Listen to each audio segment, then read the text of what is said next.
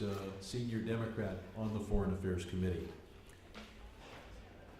Today, we bring home right here to Washington, D.C., the pain experienced by those in Israel who have been held hostage.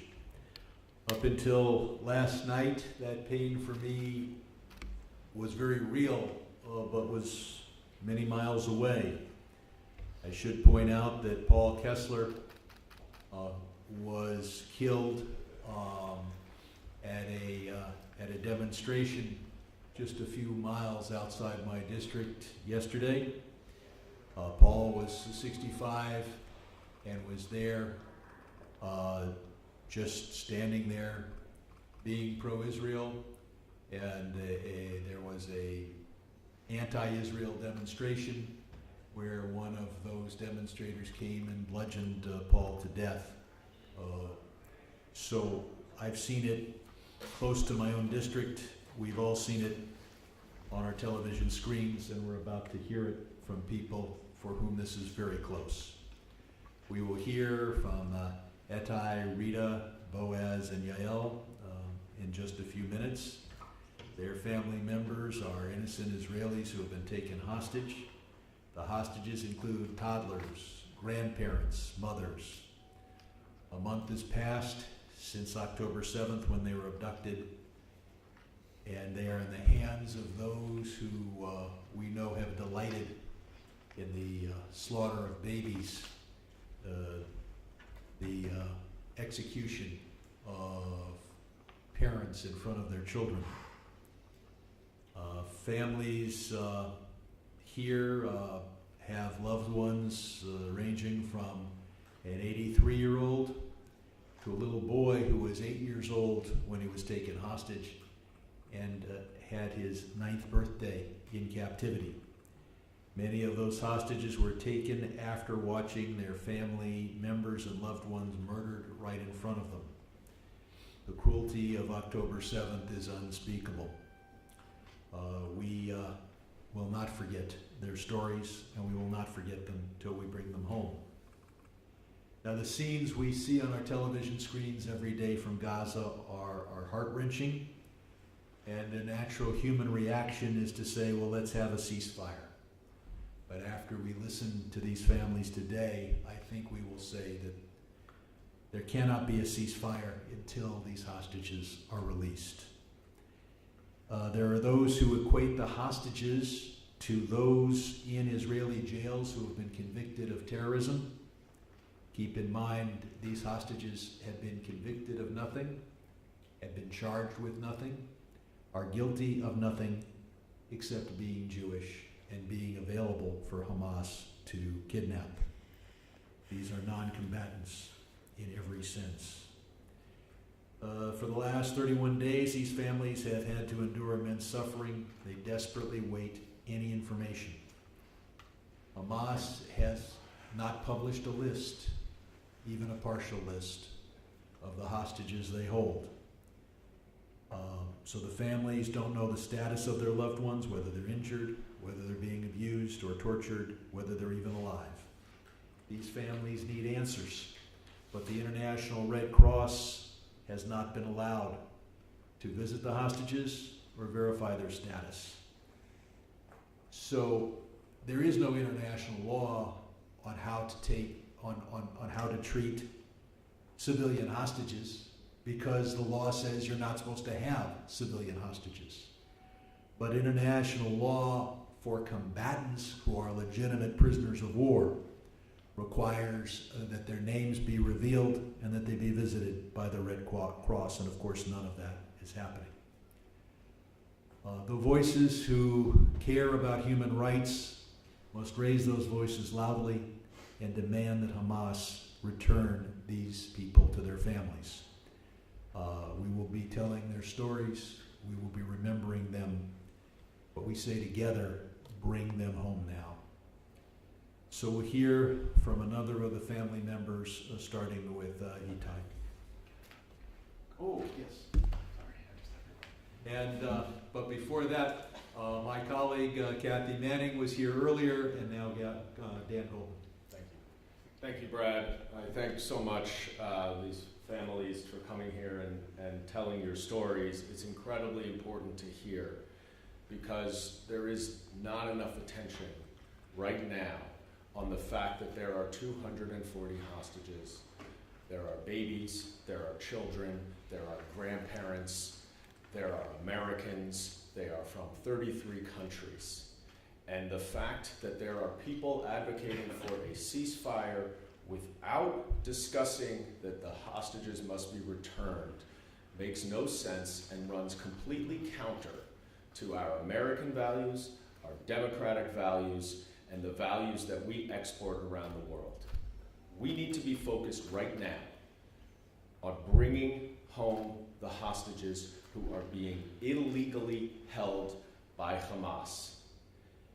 Hamas is doing many things that are sacrificing their own civilians and their own Palestinian civilians and citizens who are being used as human shields, who are being prevented from leaving, but they are also holding ours. They are holding our citizens, and it is unacceptable. And we will not stop fighting for these families and every family that is out there of those 240 or so hostages who must come home now. It has been 31 days. It is unacceptable, and the international community needs to put their focus squarely on these hostages, and they need to put the pressure on Hamas to return them home. I don't want to hear anything about a ceasefire until these hostages come home. And I thank the families so much for sharing their story. I wish it was not so important that you have to share your story, but it is. And we are really grateful that you are sharing your stories of heartbreak, of sleepless nights, of worrying, of wondering, of your mind racing as to what might be happening to your loved ones in Hamas's tunnels. And thank you again. It's not easy, but we're grateful that you're here. Thank you. Dan, thank you very much. And yes, I want to commend these families because this is not an easy thing to do. These people did not ask to become public. They're worried, they're scared, they're sad, and yet they've come up with the gumption to stand in front of a podium and talk to the press. Itai, please tell us. Okay. Thank you. Hello, my name is Itai. My uncle and aunt have been living in kibbutz Nir Oz for almost 6 decades. These are them, Avram and Rita. Avram is my grandpa's younger brother. They had a small family of a son and a daughter. Their son is to live in kibbutz Nir Oz as well, in a different house, and he was murdered on October 7th. He was found shot to death in front of his house. His house was completely burned. On that weekend, their daughter came to visit the kibbutz for the Jewish holiday, for Simchat Torah, with their only son, their only grandson, Ohad, who, as mentioned before, was only 8 years old. The four of them found themselves in this horrible situation and this massive terror attack. The last thing we heard from them was from Ruti, my aunt. She was talking to her sister on the phone, and she was whispering that she can't talk because there are terrorists in the kibbutz. This was the last thing we heard from them. Later on, we found out that by 11 a.m. already, the four of them were geolocated in Gaza Strip. We don't know what their condition is, if they're alive or not, if they're getting medications, if they're getting any food. My uncle Avraham is not that healthy. He needs to use a cane to walk. All of them wear glasses. Avraham needs to take medicine daily. The Red Cross isn't helping. We don't know, again, what their condition is. Ohad had a birthday 2 weeks ago, on October 23rd. He turned 9. He's a smart, sweet boy who plays soccer and tennis, and is very lovable, and he shouldn't spend his 9th birthday in captivity. He should not be in captivity at all. No kid should, and no civilian should. They're all innocent civilians. Among the 241 hostages, there are over 30 kids. The youngest of them is only 10 months old.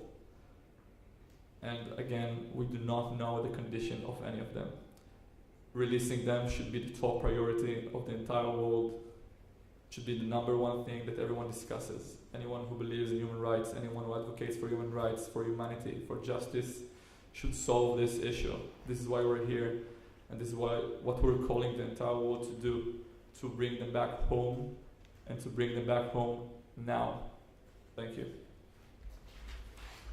I want to point out that those who want a ceasefire need to understand that as long as the hostages are held, no democratic government in Israel could possibly agree to a long-term ceasefire. Not when these stories and so many others are known by the Israeli public. And I do want to commend Israel for having these brief humanitarian pauses, but a real ceasefire requires, at an absolute minimum, releasing the hostages. We now want to hear from Rita. Thank you for having us here. My name is Rita Lipschitz. I am from Kibbutz Nir Oz. I don't have a picture because I have 76 family members that Hamas took to Gaza, and 25% of my kibbutz is or murdered or being taken to Gaza. And every day I feel their hearts. My heart is beating so hard every day, and my thoughts are with them every day. They came to us in the morning. We got a message. Me by myself, I left the kibbutz Friday evening at 7 o'clock. My granddaughter was with me in the kibbutz for 8 days. And in the morning, I got a message, you need to get into the bomb shelter rooms. And I'm in charge of a whole group of elder people while the missiles are coming. So I was checking them up, telling them what to do and not to do. They were so scared. They were hearing the voices around their houses. We have 4 neighbors who's on the line. And my neighbor, she was calling me, Rita, please help my sons. They are alone. And I told her, I am not there. Tell them to be quiet. While she was talking to them, 16 and a 14-year-old sons, Hamas took them. The youngest said, I'm too young, don't take me. And then my neighbor, she's a French lady who's married to a boy from the kibbutz that his father was murdered. And he was out fighting against 120 terrorists. And she was sending me, Rita, help, help. And I said, I'm not just be quiet, tell your son to be quiet, and you will be fine. You will live. They will not take you. She succeeded to live. I have another family that she was running to be the mayor of the area. I was helping her. They couldn't stand to be in the bomb shutting room because they put fire on the doors when they could not get into the bomb shelter room. They could not breathe. They have a son. The youngest one is 2. They have 3 children. They jumped out of the house and they got killed by Hamas. They took family to the youngest one, 10 months old, and they were the first one that they took to Gaza. 2 children, mother and father. My grandparents, my son's grandparents, that are 85 and 83 years old, took to Gaza. Yochevet Lipschitz got back thanks to all your help from here. So we knew that they shot Grandpa's hand. He fainted by the kibbutz fence. they took Grandma. I am sure with all your help that Grandpa will come back. And every second, every minute, every hour, every 24 hours, we need just to think about this all the time. They are scared. I can feel their hearts beating all the time. We need to bring them back home now. Thank you so much. As I think everybody here knows, but there are people out there, a kibbutz is not just a very small town. A kibbutz is a commune, and the 400 people in it were like a family, often at a kibbutz, eating together, sharing the productivity of their work. I want to thank Steve Rabinowitz for putting this all together, and I want to introduce Boaz, whose family members held hostage include a U.S. citizen. Hello. So my name is Boaz Atzili. I live not far from here in Rockville, Maryland. But I was born at that area of Gaza envelope in another kibbutz, Kibbutz Zikim. Most of my family are still in that area, or were in that area until 4 weeks ago. Now they are all displaced, refugees basically, scattered all around the country. They cannot go back to their places, which is like a war zone, still under Hamas rockets. We don't hear much about that. I want to tell you a little bit about my cousin and his wife. My cousin Aviv Atzili is 49-year-old. He's the son of my father's brother. He looks quite a bit like me, though a bit more handsome. And his wife, Liat Atzili Beinin, she's also a U.S. citizen. They are together for many years now. They're a lovely couple. They love to travel. They love to travel, especially with their kids. They have 3 kids that are young adults. They're really a peace-loving, generous family. I think like what maybe represents that is the dog that they adopted. They adopted a 3-legged special need dog, if you will, and gave her a really warm and loving family.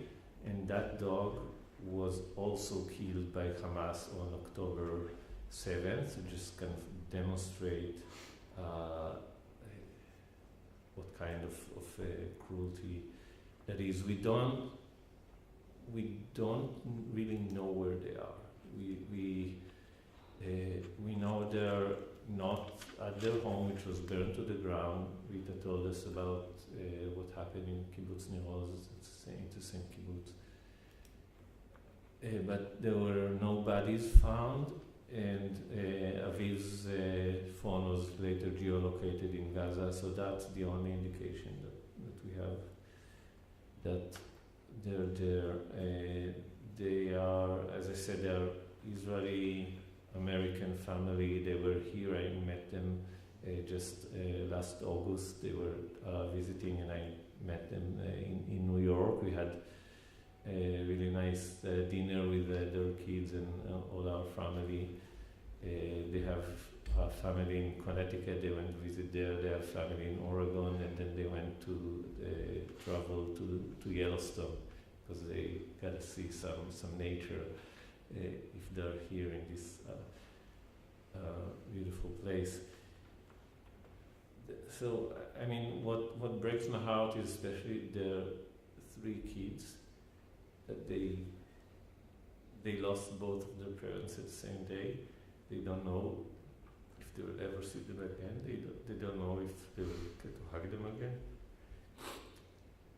And yeah, and I just want to say that these are this is not a pro-Israel issue, this is not an anti-Palestinian issue, this is a human issue.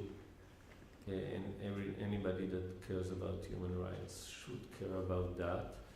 And I don't only talk about policy here, but I really ask that everything that could be done to bring them back home safe and as soon as possible, any price, anything. At least for me, it's worth it. And I really want to thank from my heart to the Biden administration and Congress and everybody who are doing so much effort in order to bring the hostages back home. And from the first minute, they were like in touch and trying to help the families. That's really, really appreciated. And thank you, Congressman. Which of your relatives is a U.S. citizen? Yeah. And the 3 kids are also U.S. citizens. Thank you, and bring them back home. Finally, let's hear from Yael. Hi. I'm here to speak about my sister-in-law and her husband. I want to tell you, this is a story about love, the biggest love story you can ever imagine. These two met each other in high school. Rimon sings in a band. Yegev is a musician. Music brought them together. But they were foolish. Took them a few years to realize they belonged together. Finally, they got together, and 3 years ago they got married. They built a beautiful house in Kibbutz Nirim. They love people, they care for people, they love animals, they adopt wounded animals. They have 4 cats and 5 dogs. If they can, they would adopt more. Yegev fixes music instruments, brings music back to life, and Rimon is a healer. We actually really need her right now because Rimon's father was diagnosed with cancer 2 days ago, and we really need the healer in our family back right now. These 2 people, they built a house in a kibbutz.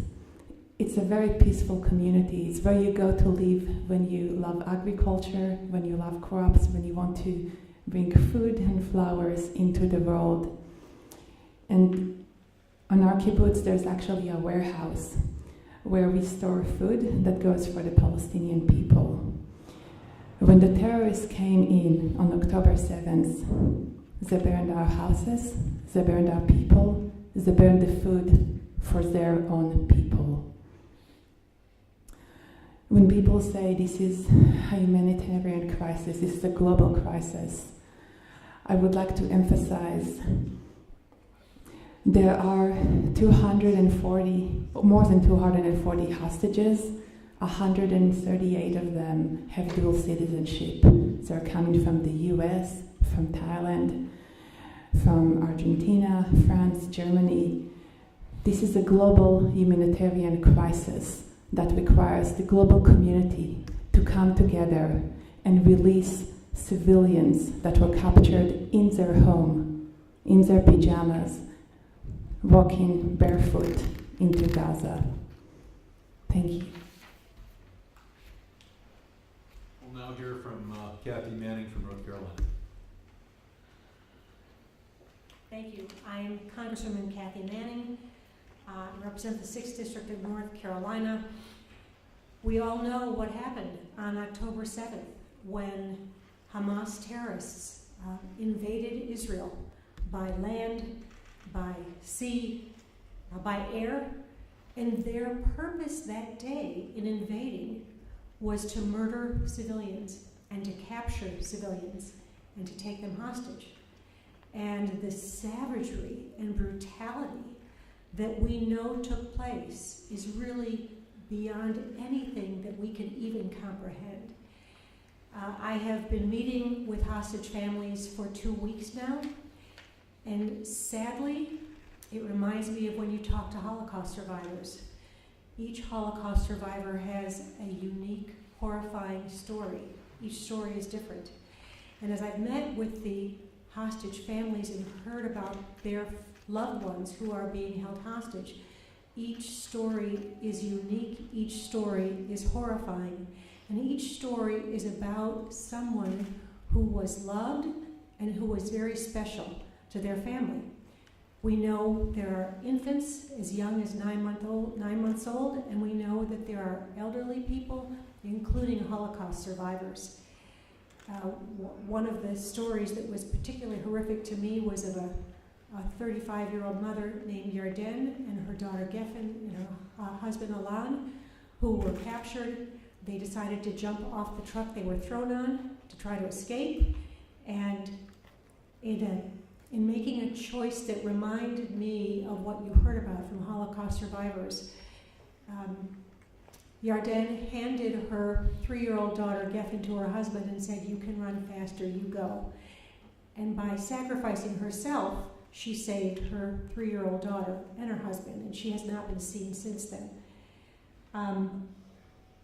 Not only do we in Congress need to do everything we can to get the hostages back and to talk with everybody we can in the government, we need the terrorists to allow the International Red Cross to go in and confirm that these people are being held and confirm their condition. I myself will continue to do everything I can to raise this issue. I want to thank all of the families who are here today, because it has got to be excruciating to come to another country and tell your story over and over and over and relive the nightmare. But I think it's critically important with everything that's going on that we don't lose sight of the fact that these are human beings who are being held against their will, and they need to do everything they can to keep these stories alive. I'm going to end by just holding up this poster that was provided to me of the hostage, the people that we know are being held hostage. And if you look at these faces, babies, teenagers, middle-aged people, 2 people from my state of North Carolina, elderly. This is what these gruesome terrorists have done.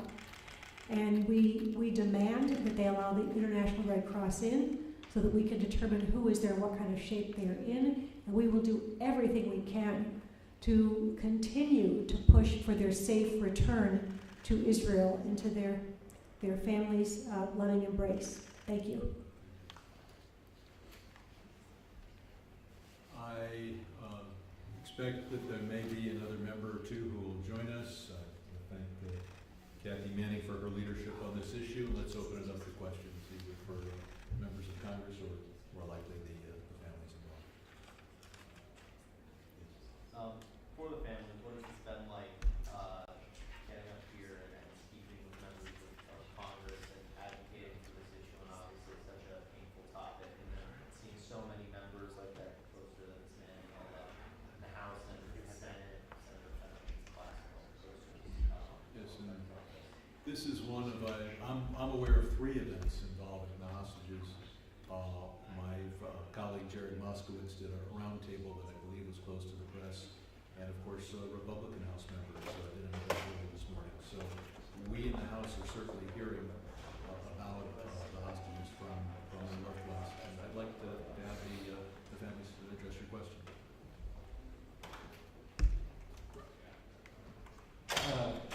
So your question is how we're dealing with that? Like, Yeah. so we're on our life's mission to do whatever we can to bring them back home and as soon as possible.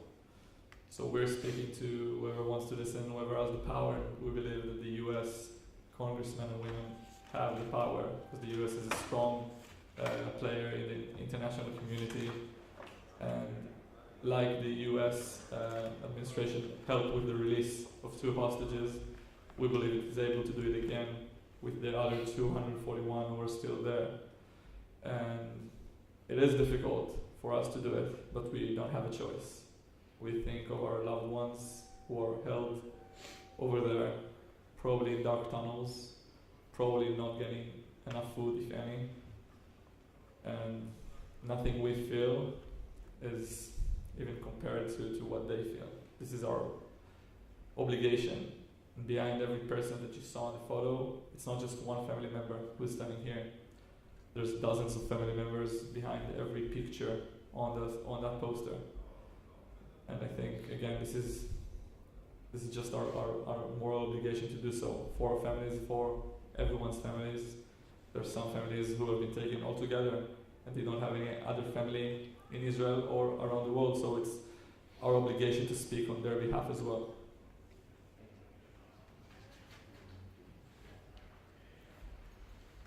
How are we doing? It's the most difficult question I've been asked. You know, for the first 3 weeks, I did not know if my sister-in-law and her husbands were alive or dead. And this uncertainty, when you're trying to fall asleep at night and then the nightmares come and you don't know, she's a woman, what's happening to her? Is she separated from her husband? What's happening to him? What's happening to both of them?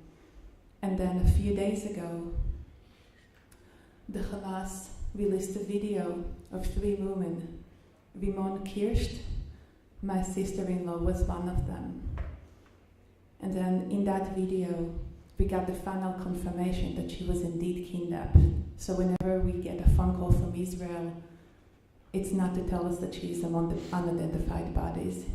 She's among those who were kidnapped. In that video, I saw a fragile, scared, very skinny sister-in-law. And one thing that I want you to notice, we're speaking about humanitarian aid. In this picture, where she's alive and well, and she has some, flesh in her bones, she's also wearing glasses.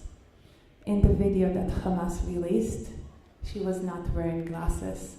So for the past 31 days, she was not able to see. And I'm able to see all of you right now. If I take my glasses off, you're just a blur. And when we speak about humanitarian aid, this is humanitarian aid for people to be able to see. People with asthma need to be able to breathe. Babies need formula. People need heart medicine, and so many more. There's a list we passed to the Red Cross. It never got to them. The Red Cross does not see the hostages. And I want to tell you one other thing about how we're doing. More than 200,000 families were evacuated, are displaced. They do not have a home right now. They live in temporary shelters. And so my family is not together right now.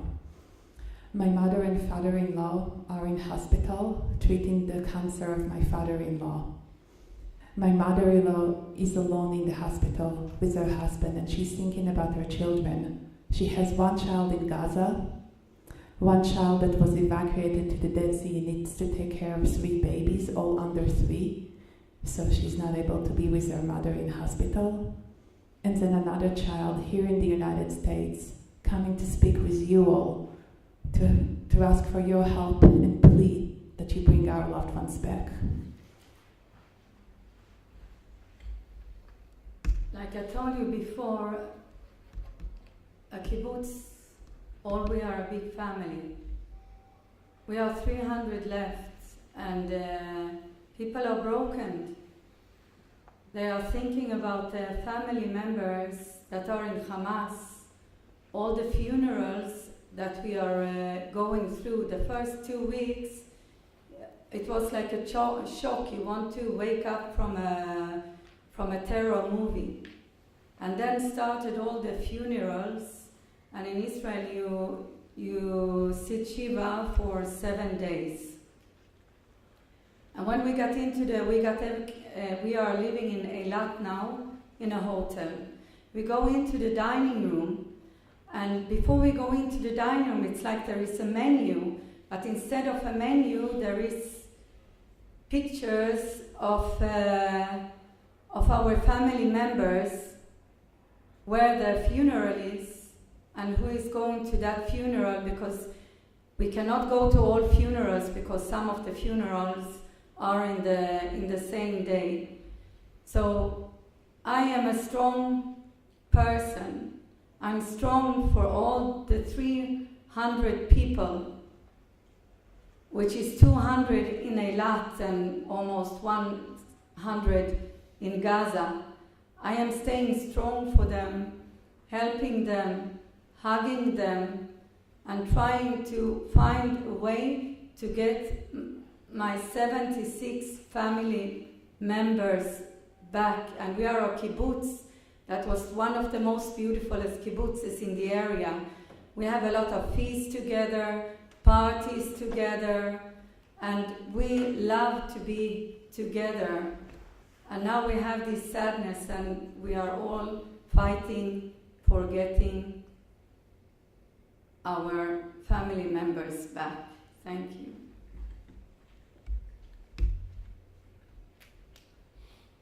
Do we have another question?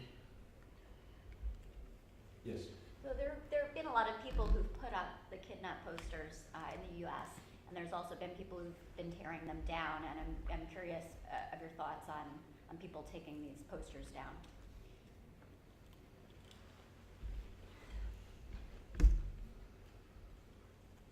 So there's a lot of politics going around that. But like, I guess I want to say just that these are people, civilians, right? We heard about a 9-year-old kid. They are not enemies of anybody. And this is what we have to remember. The suffer of these civilians doesn't negate anybody else's suffering, and regardless of the political and policy solution that will happen, these are innocent people that were taken from their home on purpose to a hostile land just across the border and put underground. And we don't know how they're treated. Well, we know the few that we see that they are scared and thin and that. So, like, I want to believe that the people who tear these posters down, they are just ignorant and don't know what they're talking about. But these are human beings, and tearing down a poster of a child who's been abducted and is held hostage doesn't help anybody. It doesn't help anybody. I would just say those who are putting up the hostages, the posters, want these innocent hostages released, and those who are tearing down posters showing old, elderly people, Holocaust survivors, little babies and children, those who are tearing them down, don't want them released. Want them to be continue to suffer or be killed. Do we have any other questions? Folks, I want to thank you for coming, but I especially want to thank the families for being here. Thank you for having us. Thank you. Thank you.